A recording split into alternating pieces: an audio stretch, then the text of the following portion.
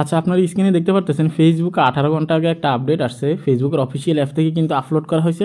তো এখানে তারা বলছে নিউ একটা ফিউচার তারা দিচ্ছে, অ্যানাউন্সমেন্ট দিয়ে দিছে অলরেডি যে এই ধরনের একটা সেটিংস আসবে যেটার মাধ্যমে আপনারা ফেসবুকে বেশি ভিউজ ইনক্রিজ করতে পারবেন। এটা আমার কথা না, ফেসবুকের অফিসিয়াল পেজে যদি আপনারা আসেন তাহলে আপনারা এটা দেখতে পারবেন, ঠিক আছে। তো এই বিষয়টা আমি আপনাদেরকে বোঝানোর চেষ্টা করবো আসলে কীভাবে কাজ করবে। আপনি যদি এই চ্যানেল নতুন হয়ে থাকেন ভিডিওতে লাইক দিয়ে দিবেন, চ্যানেল অবশ্যই সাবস্ক্রাইব করে দিবেন। তো দেখুন এখানে যে আপডেটটা আসছে, এখানে তারা ফেসবুকের তথ্য মতে আপনারা যদি এখানে ক্লিয়ারলি দেখেন তাহলে হয়তো আপনারা ক্লিয়ারলি বুঝতে পারবেন যে তারা বলতেছে নিউ ক্রিয়েটর্স বা পুরনো যে ক্রিয়েটর্স আছে যারা অরিজিনাল কন্টেন্ট আপলোড করে, আমি যদি আপনাদেরকে এখানে দেখাই তাহলে হয়তো আপনারা বুঝতে পারবেন যে যারা অরিজিনাল কন্টেন্ট আপলোড করতেছে। এখানে যদি আপনারা দেখেন, আপনারা যদি এই লেখাটা দেখেন ফেসবুকের অফিসিয়াল পেজে, আপনারা বুঝতে পারবেন যে অরিজিনাল কন্টেন্ট যারা আপলোড করতেছে, হাই কোয়ালিটির কন্টেন্ট যারা আপলোড করতেছে, তাদের ভিডিওতে অনেক সময় দেখা যায় রিচ কম আসে বা ভিউজ কম আসে। হ্যাঁ, এটা অনেকের ক্ষেত্রেও হয়, আমাদের ক্ষেত্রেও হয়, যেহেতু আমরা টেক রিলেটেড ভিডিও তৈরি করি আমাদের ক্ষেত্রে বেশিরভাগ এই সমস্যাটা হয়, ঠিক আছে। তো সেই ক্ষেত্রে এখানে ভিউজ বেশি আসার সম্ভাবনাটা আছে, একটা নতুন ফিউচার তারা আনতেছে।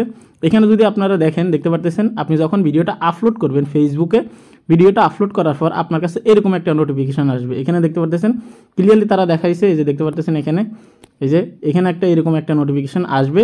তারপর এখানে তারা আপনি যখন এটাতে ক্লিক করে দিবেন তারা আপনাকে বলে দিবে যে আপনার কন্টেন্টটা আরেকটু ইমপ্রুভ করার জন্য আপনার কন্টেন্টটা কীভাবে তৈরি করতে হবে। দেখতে পারতেছেন এইখানে কিন্তু তারা মানে স্যাম্পল দিয়ে দিছে বা এইভাবে বোঝাচ্ছে যে আপনার কন্টেন্টটা এইভাবে তৈরি করেন যে রিলেটেড আপনি তৈরি করেন। তো এখানে অনেক কথা থাকে, সেটা হচ্ছে যে এই সিস্টেমটা কিন্তু অনেকের ক্ষেত্রে নাও আসতে পারে, কেননা একই ক্যাটাগরিতে যারা ভিডিও আপলোড করেন, যেমন হচ্ছে যে যারা হচ্ছে যে ইউটিউব রিলেটেড ভিডিও আপলোড করেন ফেসবুক পেজ থেকে, অনেকে আছেন শুধু ফেসবুক রিলেটেড ভিডিও আপলোড করেন, যেমন ফেসবুকে যে তথ্য আছে যে আপডেট আছে এটার উপর যেমন আমরা তৈরি করি। তো আপনি যদি এরকম একটা নিশের উপরে একটা ক্যাটাগরির উপরে নির্দিষ্ট একটা আপনার ক্যাটাগরির উপর আপনি ভিডিও আপলোড করেন, সেই ভিডিওগুলো যদি হাই কোয়ালিটি হয়, অরিজিনাল কন্টেন্ট হয়, সেই ক্ষেত্রে আপনার যদি ভিউজ না আসে তাহলে ফেসবুক নিজে থেকে আপনার ভিডিওগুলোকে রিকমেন্ড করবে।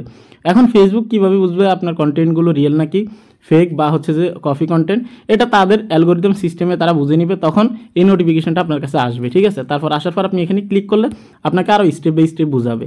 এখন এটা কীভাবে পাবেন এই বিষয়টা যদি আপনারা জানতে চান বা জিজ্ঞেস করেন তাহলে দেখুন এটা হচ্ছে এখনও টেস্টিং মোডে আছে, এখনও অনেককেই দিছে অলরেডি, বড় ক্রিয়েটর যারা আছে তাদেরকে দিছে। তো এটা তারা হচ্ছে যে লঞ্চ করবে হয়তো আরও পরে, অ্যাভেলেবেল হয়তো একটা সময় হয়ে যাবে, কিন্তু বর্তমানে এখনও কিন্তু অ্যাভেলেবেল সবাইকে দেয় নাই। কিন্তু এখন যে বিষয়টা আসছে এটা অনেকেরই কাজে আসবে, কেননা আমরা অনেকের ক্ষেত্রে দেখি যে ডুয়েট ভিডিও তৈরি করলে ভিউজ অনেক বেশি আসে, কিন্তু নিজের অরিজিনাল কন্টেন্ট যখন আপলোড করে তখন ভিউজ আসে না। তো এক ক্যাটাগরিতে যারা অরিজিনাল কন্টেন্ট আপলোড করে, একই ক্যাটাগরিতে একই নিশে যারা নিজের অরিজিনাল কন্টেন্ট আপলোড করে, তাদের ভিউজের সমস্যাটা সবথেকে বেশি, ঠিক আছে। টেক রিলেটেড ভিডিও যারা বেশি তৈরি করে তাদের ক্ষেত্রে এই সমস্যাটা বেশি দেখা যায়, ঠিক আছে। তো সেই ক্ষেত্রে আমি মনে করি যে এটা অনেক বড় একটা আপডেট। ফেসবুকে যদি এরকম একটা ফিউচার থাকে তাহলে সবারই অন্তত সফল হওয়ার জন্য একটু সহজ হবে। সেক্ষেত্রে আমি মনে করি অরিজিনাল কন্টেন্ট যারা আপলোড করেন আপনাদের জন্য সুসংবাদ এটা। তো ভিডিওটা কেমন লাগছে অবশ্যই জানাবেন এবং কি আপডেট কেমন হচ্ছে সেটাও জানাবেন।